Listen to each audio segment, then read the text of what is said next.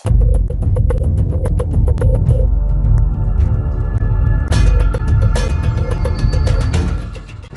ಹೇಗಿದೆ ನನ್ನ project report? ಹಾಂ, ನಿಮ್ಮ ಪ್ರಪೋಸಲ್ ಚೆನ್ನಾಗಿದೆ. ನಿಮ್ಗೆ ಎಷ್ಟು ಲೋನ್ ಬೇಕಾಗುತ್ತೆ? ಸರ್, ಒಂದು 30ರಿಂದ 40 ಲಕ್ಷ ಬೇಕಾಗುತ್ತೆ. ಅಷ್ಟು ದೊಡ್ಡ ಅಮೌಂಟ್ ಕೊಡೋದು ಕಷ್ಟ ಆಗುತ್ತೆ. ಆದರೂ ನಿಮ್ಮ ಪ್ರಪೋಸಲ್ ನೋಡಿದ್ರೆ ಇಂಟ್ರೆಸ್ಟಿಂಗ್ ಆಗಿದೆ. ಇಲ್ಲಿ ಕೊಟೇಶನ್ ಜೊತೆ ನಿಮ್ಮ ರೆಸ್ಯೂಮ್ ಸಹ ಕೊಟ್ಟಿದ್ದೀರಾ. ಅದರಲ್ಲಿ ತಂದೆ ಹೆಸರು ಚಿದಂಬರಂ ಅಂತ ಇದೆ. ಅದೇ ಗಣಿ ಅಕ್ರಮದಲ್ಲಿ ಭಾಗಿಯಾಗಿದ್ರಲ್ಲ, ಆ ಚಿದಂಬರಂ ತಾನೆ? ಹಾಂ ಸರ್, ಅವರೇ. ಸಾರಿ ಸರ್, ನಿಮಗೆ ಲೋನ್ ಸ್ಯಾಂಕ್ಷನ್ ಮಾಡೋದು ಕಷ್ಟ. ಸರ್, ಈಗ ತಾನೇ ಪ್ರಪೋಸಲ್ ಚೆನ್ನಾಗಿದೆ, ಲೋನ್ ಕೊಡ್ಬೋದು ಅಂತ ಹೇಳಿದ್ರಲ್ಲ ಸರ್? ಪ್ರಪೋಸಲ್ ಚೆನ್ನಾಗಿದೆ, ಬಟ್ ಬಯೋಡಾಟಾ ಚೆನ್ನಾಗಿಲ್ಲ. ನಿಮ್ಮ ತಂದೆ ಒಬ್ಬ ಬ್ಯಾಡ್ ರೆಪ್ಯುಟೇಷನ್ ಇರೋ ಮನುಷ್ಯ. ಈಗಾಗಲೇ ನಮ್ಮ ಬ್ಯಾಂಕ್ನಲ್ಲಿ ಲೋನ್ ತೊಗೊಂಡು ಇನ್ನೂ ತೀರಿಸಿಲ್ಲ. ಅವ್ರು ಅರೆಸ್ಟ್ ಆಗಿ ಜೈಲಲ್ಲಿದ್ದಾರೆ. ಈಗ ಆ ಸಾಲನ್ನು ಹೇಗೆ ವಸೂಲಿ ಮಾಡೋದಂತ ಗೊತ್ತಾಗ್ತಾ ಇಲ್ಲ. ಸರ್, ಅದಕ್ಕೂ ನನಗೆ ಲೋನ್ ಕೊಡೋದಕ್ಕೂ ಏನು ಸಂಬಂಧ ಸರ್? ಈ ಲೋನು ನನ್ನ ಸ್ವಂತ ಬಿಸ್ನೆಸ್ಗೆ ಸರ್. ಇದು ನಿಮ್ಮ ಸ್ವಂತದ್ದೇ ಇರ್ಬೋದು, ಆದರೆ ಬ್ಯಾಂಕ್ ನನ್ನ ಸ್ವಂತದ್ದಲ್ವಲ್ಲ. ಕ್ರಿಮಿನಲ್ ಹಿನ್ನೆಲೆ ಇರೋರಿಗೆ ಸಾಲ ಕೊಡಬಾರ್ದು ಅಂತ ಹೆಡ್ ಆಫೀಸ್ನಿಂದ ಸೂಚನೆ ಬಂದಿದೆ.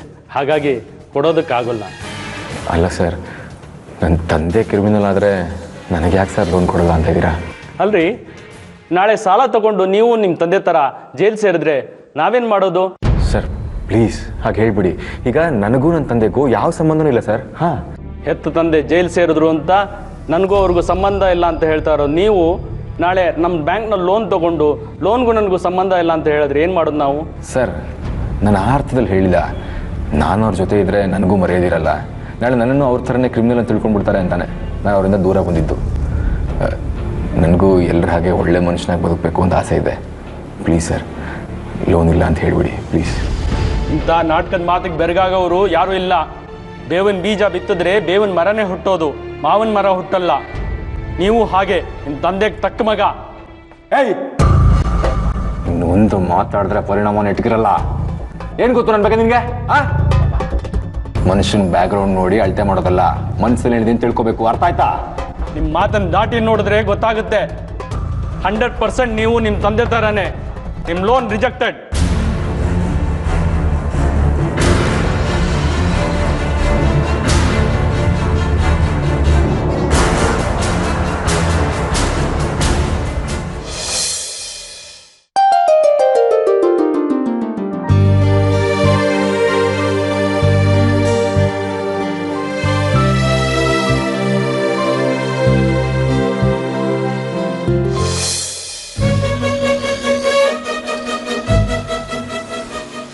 Thanks dad. ನಿಮಗೆ ಹೇಗೆ ಕೃತಜ್ಞತೆ ಹೇಳಬೇಕು ನಂಗೆ ಗೊತ್ತಾಗ್ತಿಲ್ಲ. ತಂದೆ ಮಗನ ಮಧ್ಯೆ ಕೃತಜ್ಞತೆ ಅನ್ನೋ ಮಾತು ಬರಬಾರ್ದು. ತಂದೆ ಮಗನ ಸಂಬಂಧ ವ್ಯವಹಾರಕ್ಕೆ ಸಂಬಂಧಪಟ್ಟಿದ್ದಲ್ಲ, ಭಾವನೆಗಳಿಗೆ ಸಂಬಂಧಪಟ್ಟಿದ್ದು. ಇಲ್ಲಿ ಸಂಬಂಧಕ್ಕೆ ಮಾತ್ರ ಬೆಲೆ ಕೊಡೋದು.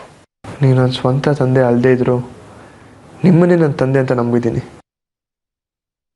ನನ್ನ ಸ್ವಂತ ತಂದೆ ಇದ್ದಿದ್ರು ನನ್ನ ಎಷ್ಟು ಚೆನ್ನಾಗಿ ನೋಡ್ಕೊತಿದ್ರೋ ಇಲ್ವೋ ನಂಗೆ ಗೊತ್ತಿರಲಿಲ್ಲ.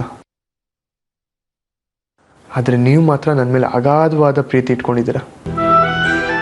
ಆದರೆ ನಾನೇ ಆ ಪ್ರೀತಿಲಿ ಹುಡುಕಿ ನಿಮಗೆ ತುಂಬ ನೋವು ಕೊಟ್ಟಿದ್ದೀನಿ. ಮನಸ್ಸಲ್ಲಿ ಯಾವ ನೋವು ಇಟ್ಕೊಳ್ದೆ ಕ್ಷಮಿಸಿದ್ದೀರ. ನಿಮ್ಮನ್ನ ನನ್ನ ಸ್ನೇಹಿತ ಅನ್ಬೇಕು, ನನ್ನ ಗುರು ಅನ್ಬೇಕು, ಇಲ್ಲ ದೇವರು ಅನ್ಬೇಕು, ಒಂದು ತಿಳಿತಿಲ್ಲ ನನಗೆ. ನಾನು ಅವ್ರು ಯಾರೂ ಅಲ್ಲ ಕಣೋ, ನಿನ್ನ ಸ್ವೀಟ್ ಫಾದರ್ ಅಷ್ಟೆ.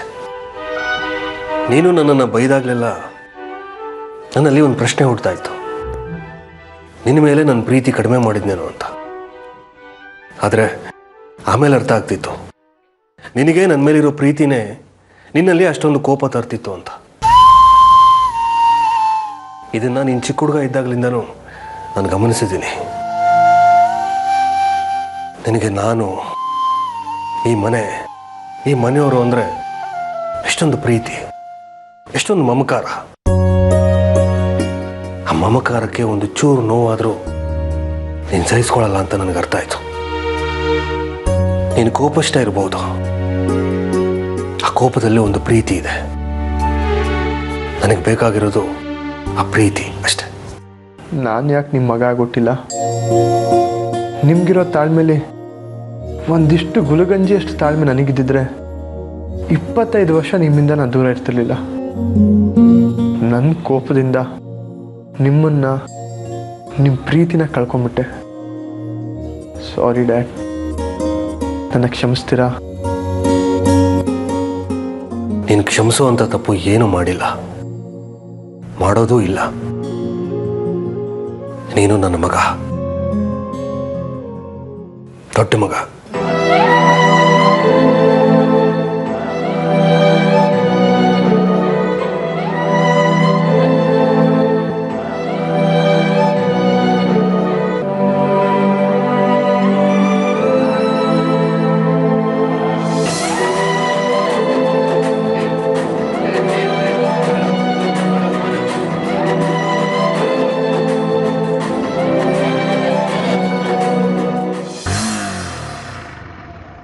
ರಂಜಿತ್, ಬ್ಯಾಂಕಿಗೆ ಹೋಗಿದ್ರಾ? ಲೋನ್ ಸ್ಯಾಂಕ್ಷನ್ ಮಾಡ್ತಾರಂತ.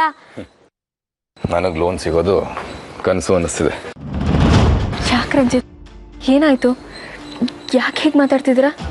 ಇನ್ನೇನು ಹೇಳಿ ಸಾಕ್ಷಿ, ನನ್ನ ತಂದೆಗಿರೋ ಕೆಟ್ಟ ಹೆಸರಿಗೆ ನನಗೆ ಯಾರೂ ಲೋನ್ ಕೊಡ್ತಿಲ್ಲ. ಅದಕ್ಕೆ ಯಾಕೆ ಇಷ್ಟೊಂದು ಬೇಜಾರು ಮಾಡ್ಕೊಳ್ತೀರಾ? ಆ ಬ್ಯಾಂಕ್ನಲ್ಲಿ ಲೋನ್ ಸಿಗ್ಲಿಲ್ಲ ಅಂದ್ರೆ ಇನ್ನೊಂದು ಬ್ಯಾಂಕಲ್ಲಿ ಟ್ರೈ ಮಾಡಿದ್ರಾಯ್ತು. 5-6 ಬ್ಯಾಂಕ್ ವಿಚಾರಿಸ್ದೆ. ನಮ್ಮಪ್ಪ ಎಲ್ಲ ಕಡೆ ಲೋನ್ ತೊಗೊಂಡು ಎಲ್ರಿಗೂ ಮೋಸ ಮಾಡಿದ್ದಾರೆ. ಅವ್ರು ಮಾಡಿರೋ ಮೋಸಕ್ಕೆ ನನಗೆ ಯಾರೂ ಲೋನ್ ಕೊಡ್ತಿಲ್ಲ. ಎಲ್ಲಿ ಹೋದ್ರೂ ನೀನು ಚಿದಂಬರಂ ಮಗ ತಾನೆ, ನಿನಗೆ ಲೋನ್ ಕೊಡೋಕ್ಕೆ ಸಾಧ್ಯನೇ ಇಲ್ಲ ಅಂತ ಮುಕ್ಕದ ಮೇಲೆ ಹೊಡೆದಂಗೆ ಹೇಳ್ತಿದ್ದಾರೆ. ಅವ್ರು ಮಾಡಿರೋ ಅನ್ಯಾಯಕ್ಕೆ ನನ್ನ ಫ್ಯೂಚರ್ ಸ್ಪಾಯ್ಲ್ ಆಗ್ತಾ ಇದೆ. ಏನು ಮಾಡಬೇಕು ಅಂತಲೇ ಗೊತ್ತಾಗ್ತಿಲ್ಲ ನನಗೆ. ತಲೆ ಕೆಟ್ಟು ಹೋಗ್ತಿದೆ. ಅಪ್ಸೆಟ್ ಆಗಬೇಡಿ ರಂಜಿತ್, ದೇವರು ಒಂದಲ್ಲ ಒಂದು ದಾರಿ ತೋರಿಸ್ತಾನೆ. ರಂಜಿತ್ಗೆ ಎಲ್ಲೂ ಲೋನ್ ಸಿಗಲ್ಲ.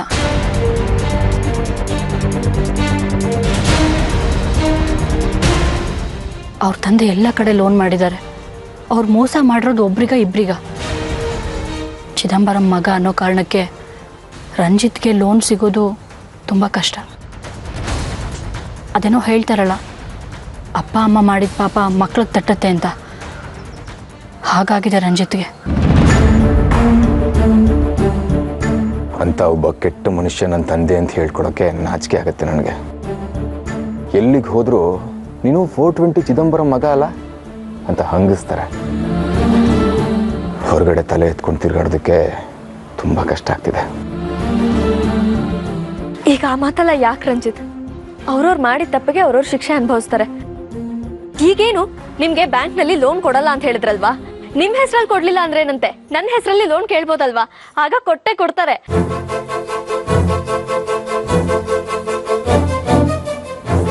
ಹ್ಞೂ ಸಾಕ್ಷಿ, ನಿನ್ನ ಹೆಸರಲ್ಲಿ ಟ್ರೈ ಮಾಡ್ಬೋದು.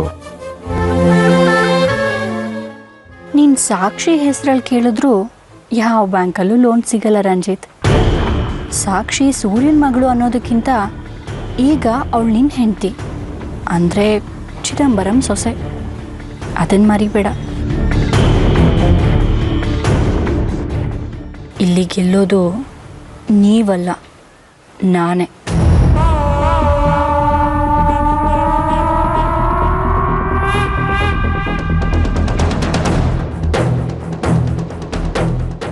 ಮಗ ಅಷ್ಟೊಂದು ಯಾಕೆ ತಗೊಂತೀಯಾ?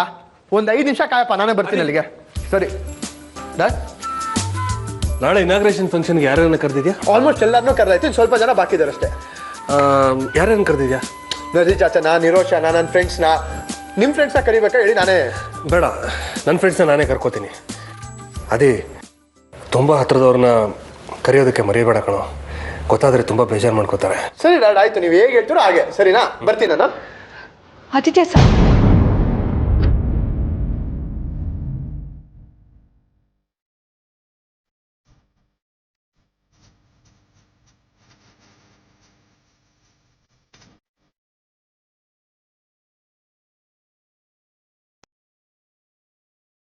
ಏನಮ್ಮ ಸಾ ಅಂದಲ್ಲ? ಯಾರನ್ನ ಕರಿಬೇಕು ಹೇಳು? ಅದು ಪರವಾಗಿಲ್ಲ ಹೇಳಮ್ಮ. ಅದೇ ಆದಿತ್ಯ, ನನ್ನ ಹಳೆ ಫ್ರೆಂಡು ಸಂಗೀತ ಇದ್ದಾಳಲ್ವಾ, ಅವಳನ್ನ ಕರಿಬೇಕಿತ್ತು ಕಣ. ಅಷ್ಟೇನಾ? ನಾನೇ ಖುದ್ದಾಗೋ ಕರೆದ್ಬಿಟ್ಟು ಬರ್ತೀನಿ. ಸರಿನಾ? ಸರಿ ಡಾಕ್ಟರ್, ಬರ್ತೀನಿ. ಬಾಯ್.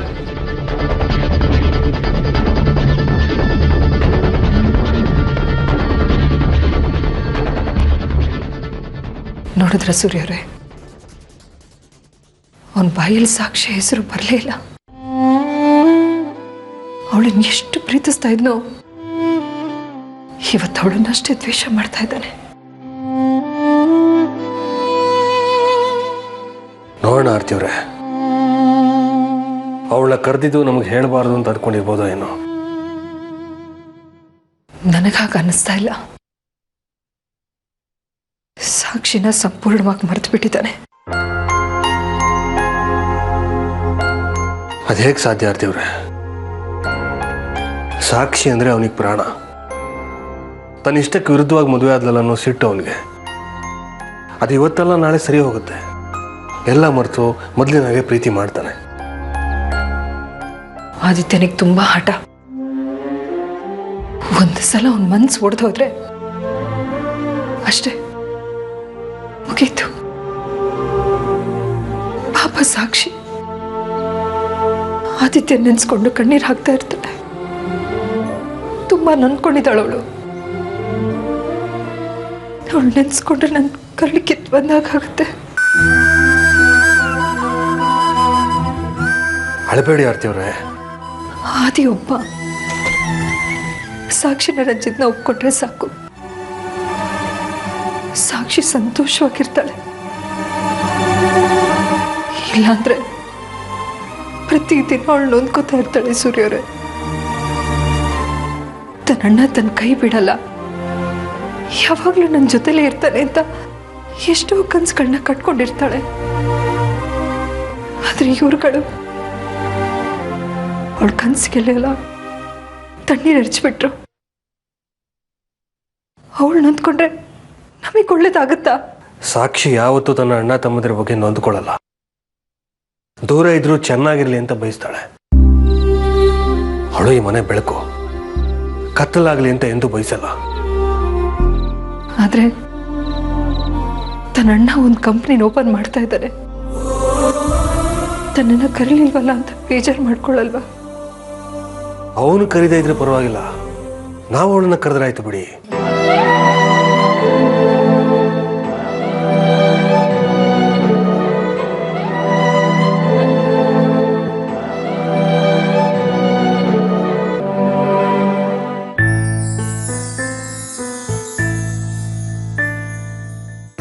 ಹಾಯ್. ಓ ನಿರೋಷ ಅವರು, ಪರವಾಗಿಲ್ವೇ? ಇಷ್ಟು ದಿವಸ ಆದ್ಮೇಲೆ ನೆನ್ಸ್ಕೊಂಡಿದ್ದೀರಾ ನಮ್ಮನ್ನ? ಬನ್ನಿ. ಹಾಗೇನಿಲ್ಲ, ಸ್ವಲ್ಪ ಕೆಲಸ ಇತ್ತು, ಅದಕ್ಕೆ ಬರೋಕ್ಕಾಗಲಿಲ್ಲ. ಎಲ್ಲಿ ಸಾಕ್ಷಿ ಕಾಣಿಸ್ತಾ ಇಲ್ವಲ್ಲ? ಹೊರಗಡೆ ಹೋಗಿದ್ದಾಳೆ, ಇನ್ನೇನು ಬರ್ತಾಳೆ. ಹೌದಾ? ಮನೆಯಲ್ಲಿ ಅಡ್ಜಸ್ಟ್ ಆಯ್ತಾ? ಓ ತುಂಬ ಚೆನ್ನಾಗಿದೆ. ಒಂದು ನಿಮಿಷ ರೀ, ಕಾಫಿ ಮಾಡ್ಕೊಂಬರ್ತೀನಿ. ಅಯ್ಯೋ ಬೇಡ ಬೇಡ ಬೇಡ, ನಾನು ಮುಗಿಸ್ಕೊಂಡೇ ಬಂದಿದ್ದೀನಿ. ಹೌದಾ? ಓಕೆ.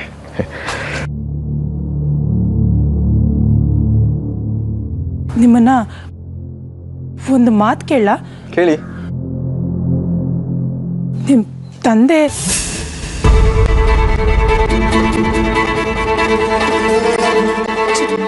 ಜೈಲಲ್ಲಿದ್ದಾರೆ, ಅವ್ರನ್ನ ನೋಡಕ್ ಹೋಗಿದ್ರಾ?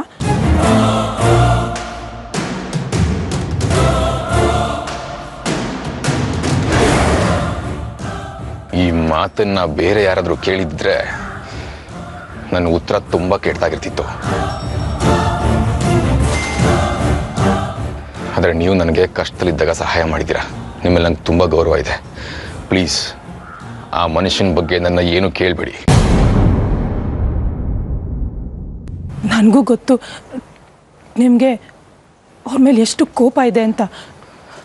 ಆದರೆ ಎಷ್ಟೇ ಆಗಲಿ ಅವರು ತಂದೆನೇ ಅಲ್ವಾ? ನನ್ನ ಜನ್ಮಕ್ಕೆ ಕಾರಣ ಅನ್ನೋ ಒಂದೇ ಕಾರಣಕ್ಕೆ ಅವ್ರನ್ನ ಸುಮ್ಮನೆ ಬಿಟ್ಟಿದ್ದೀನಿ. ಇಲ್ಲದೆ ಹೋಗಿದ್ದಿದ್ರೆ ಇಷ್ಟೊತ್ತಿಗೆ ಕಥೆನೇ ಬೇರೆ ಆಗ್ತಿತ್ತು. ಜೈಲಿಗೆ ಅವ್ರನ್ನ ನೋಡೋದಕ್ಕಲ್ಲ, ಅವ್ರು ಸತ್ರು ಅವ್ರ ಮುಖ ನೋಡಲ್ಲ ನಾನು. ಅವ್ರು ನನ್ನ ತಂದೆ ಅಂತ ಹೊರಗಡೆ ಹೇಳ್ಕೊಳ್ಳೋದಕ್ಕೆ ನಾಚಿಕೆ ಆಗತ್ತೆ ನನಗೆ. ಅದಕ್ಕೆ ತಾನೇ ಅವ್ರು ಹಂಗಿಂದ ದೂರ ಬಂದು ಬದುಕು ಕಟ್ಕೊಡೋದಕ್ಕೆ ಪ್ರಯತ್ನ ಮಾಡ್ತಿದ್ದೀನಿ. ನನ್ನ ಹಣೆ ಬರ ಅಲ್ಲೂ ಅವ್ರ ನೆರಳು ನಂಗೆ ತೊಂದರೆ ಕೊಡ್ತಿದೆ. ಅಲ್ಲ, ನಿಮ್ಮ ತಂದೆ ಜೈಲಲ್ಲಿದ್ದಾರೆ, ಅವ್ರು ನಿಮಗೆ ಹೇಗೆ ತೊಂದರೆ ಕೊಡೋದಕ್ಕೆ ಸಾಧ್ಯ ಹೇಳಿ? ಅವ್ರು ಎಲ್ಲೇ ಇದ್ದರೂ ಅವರು ನನ್ನ ತಂದೆ ಅನ್ನೋ ಭೂತ ನನ್ನ ಬೆಂಬಿಡದೆ ಕಾಡ್ತಾ ಇದೆ. ಯಾವ ಬ್ಯಾಂಕಿಗೆ ಹೋದ್ರು ನಾನು ಅವ್ರ ಮಗ ಅಂತ ಗೊತ್ತಾದ ತಕ್ಷಣ ಲೋನ್ ಕೊಡೋಕ್ಕಾಗಲ್ಲ ಅಂತ ಹೇಳ್ತಾರೆ. ಪಾಪ ಸಾಕ್ಷಿ ಅವಳ ಹೆಸರಲ್ಲಿ ಲೋನ್ ಕೇಳ್ತೀನಿ ಅಂತ ಹೋಗಿದ್ದಾಳೆ. ಏನಾಗುತ್ತೋ ಏನೋ ದೇವ್ರಿಗೆ ಗೊತ್ತು. ಮುಂದೆ ಏನು ಮಾಡಬೇಕು ಅಂದ್ಕೊಂಡಿದ್ದೀರಾ? ಗೊತ್ತಾಗ್ತಿಲ್ಲ. ದಾರಿ ಇದೆ, ಅದಕ್ಕೆ ನೀವು ಒಪ್ಪಿಗೆ ಕೊಡ್ಬೇಕಷ್ಟೆ.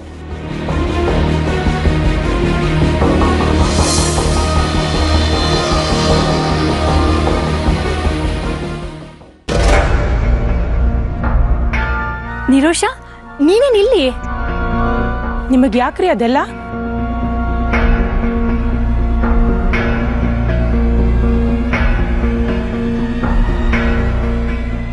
ಯಾಕೆ ನಿರೋಷ ಹೀಗೆ ಮಾತಾಡ್ತಿದ್ಯಾ? ಸುಮ್ಮನಿರು ಸಾಕ್ಷಿ, ನಿನಗಿದೆಲ್ಲ ಅರ್ಥ ಆಗಲ್ಲ.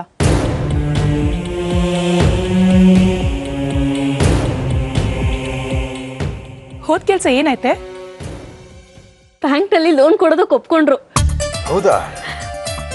ಆದ್ರೆ ಒಂದು ಚಿಕ್ಕ ಪ್ರಾಬ್ಲಮ್ ಇದೆ. ಏನು? ನೀನು ಚಿದಂಬರಂ ಸೊಸೆ ಅಂತ ಗೊತ್ತಾಗೋಯ್ತಾ? ಇಲ್ಲ, ಬ್ಯಾಂಕ್ನಲ್ಲಿ ಲೋನ್ ಕೇಳಕ್ ಹೋದಾಗ ನಿಮ್ಮ ತಂದೆ ಯಾರು, ನಿಮ್ಮ ಗಂಡ ಯಾರು ಅಂತೆಲ್ಲ ಕೇಳ್ತಾರಲ್ವಾ, ಹಾಗೆ ನನ್ನ ಕೇಳಿದ್ರು. ನಾನು MLA ಸೂರ್ಯ ಅವ್ರ ಮಗಳು ಅಂತ ಹೇಳಿದ ಕೂಡಲೇ ಲೋನ್ ಕೊಡೋದಕ್ಕೆ ಒಪ್ಕೊಂಡ್ರು. ಆದರೆ ಅವರು ಡ್ಯಾಡಿಯಿಂದ ಒಂದು ಲೆಟರ್ ತೊಗೊಂಡು ಬರೋಕ್ಕೆ ಹೇಳಿದ್ದಾರೆ. ಅದಕ್ಕೆ ನಿಮ್ಮ ಹತ್ರ ಮಾತಾಡಿ ಆಮೇಲೆ ಮುಂದುವರಿಯೋಣ ಅಂತ ಬಂದೆ. ಡ್ಯಾಡಿ ಹತ್ರ ಒಂದು ಲೆಟರ್ ತೊಗೊಂಡು ಬರಲಾ? ಬೇಡ ಸಾಕ್ಷಿ, ನಾವು ಯಾರ ಆಬ್ಲಿಗೇಷನ್ ಇರೋ ಅವಶ್ಯಕತೆ ಇಲ್ಲ. ಅರಮನೆ ಇಲ್ಲದೆ ಹೋದ್ರು ಗುಡಿಸ್ದಲ್ಲಿ ಗಂಜಿ ಕುಡ್ಕೊಂಡು ಬದುಕೋಣ. ಅಪ್ಪ ನೋಡಿದ್ರೆ ಆ ಥರ, ಮಗ ನೋಡಿದ್ರೆ ಮೈ ಬಗ್ಸಿ ದುಡಿಬೇಕು ಅಂತಾನೆ. ನೋಡೋಣ ಎಷ್ಟು ದಿನ ಇರುತ್ತೆ ಈ ಬುದ್ಧಿ ಅಂತ. ಹೀಗಂದ್ರೆ ಹೇಗೆ ರಂಜಿತ್? ನಿಮಗೂ ಲೋನ್ ಸಿಗ್ತಾ ಇಲ್ಲ, ನಾನು ಅರೇಂಜ್ ಮಾಡ್ತೀನಿ ಅಂದರೂ ಬೇಡ ಅಂತಿದ್ದೀರಾ. ಈಗೇನು ಮಾಡಬೇಕು ಅಂತಿದ್ದೀರಾ? ಏನು ಮಾಡಬೇಕು ಅಂತ ನನಗೂ ಗೊತ್ತಾಗ್ತಿಲ್ಲ ಸಾಕ್ಷಿ. ಆದರೆ ಖಂಡಿತ ಎಲ್ಲೋ ಒಂದು ಕಡೆ ಲೋನ್ ಸಿಕ್ಕೇ ಸಿಗುತ್ತೆ ಅಂತ ಭರವಸೆ ಇದೆ. ಭರವಸೆ ಎಲ್ಲ ಈಡೇರಲ್ಲಪ್ಪ. ರಾಜಕಾರಣಿಗಳು ವೋಟ್ ಕೇಳೋಕೆ ಬಂದಾಗ ತುಂಬ ಭರವಸೆ ಕೊಡ್ತಾರೆ, ಆದರೆ ಗೆದ್ದ ಮೇಲೆ ಆ ಭರವಸೆನ ಡಸ್ಟ್ಬಿನ್ಗೆ ಹಾಕ್ತಾರೆ. ಅವ್ರ ಹೊಟ್ಟೆ ತುಂಬಿದ್ಮೇಲೆ ನಮ್ಮಿಂದ ತಪ್ಪಿಸ್ಕೊಂಡು ಓಡಾಡ್ತಾರೆ. ಈ ಭರವಸೆ ಎಲ್ಲ ಬದುಕಿಗೆ ದಾರಿ ಆಗೋದಕ್ಕೆ ಸಾಧ್ಯ ಇಲ್ಲ.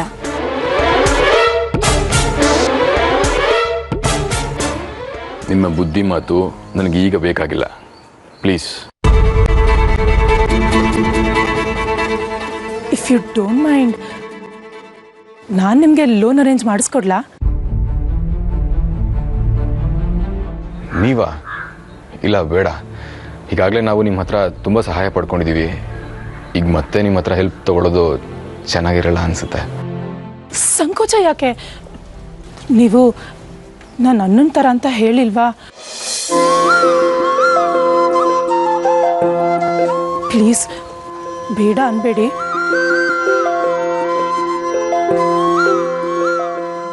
ನನಗೋಸ್ಕರ ಅಲ್ಲದೆ ಇದ್ರು ಸಾಕ್ಷಿಗೋಸ್ಕರನಾದ್ರೂ ಹ್ಞೂ ಅನ್ನಿ.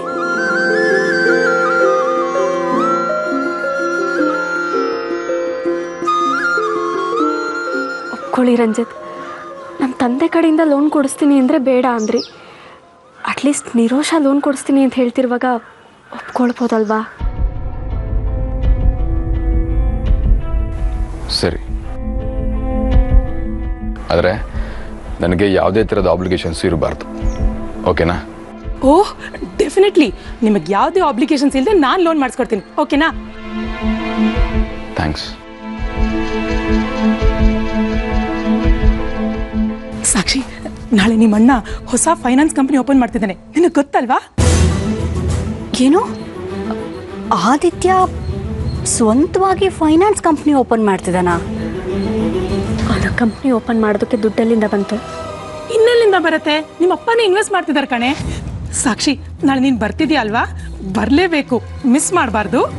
ನಿರೋಷ, ನಮ್ಮ ಅಣ್ಣನ ಕಂಪ್ನಿ ಓಪನಿಂಗ್ಗೆ ನಾನು ಬರ್ದೇ ಇರ್ತೀನಾ?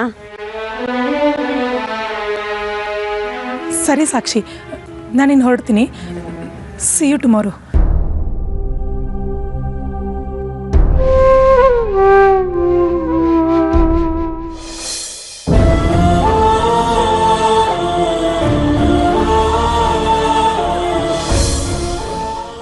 ಅಷ್ಟು ಪ್ರೀತಿಯಿಂದ ನನ್ನ ಜೊತೆಗಿದ್ದ ಆದಿತ್ಯ ಅವನ ಕಂಪ್ನಿ ಓಪನಿಂಗಿಗೆ ನನ್ನನ್ನೇ ಕರೀಲಿಲ್ವಲ್ಲ. ಅಷ್ಟು ಬೇಡವಾಗ್ಬಿಟ್ನಾ ಆದಿ ಈ ನಿನ್ನ ತಂಗಿ ಸಾಕ್ಷಿ.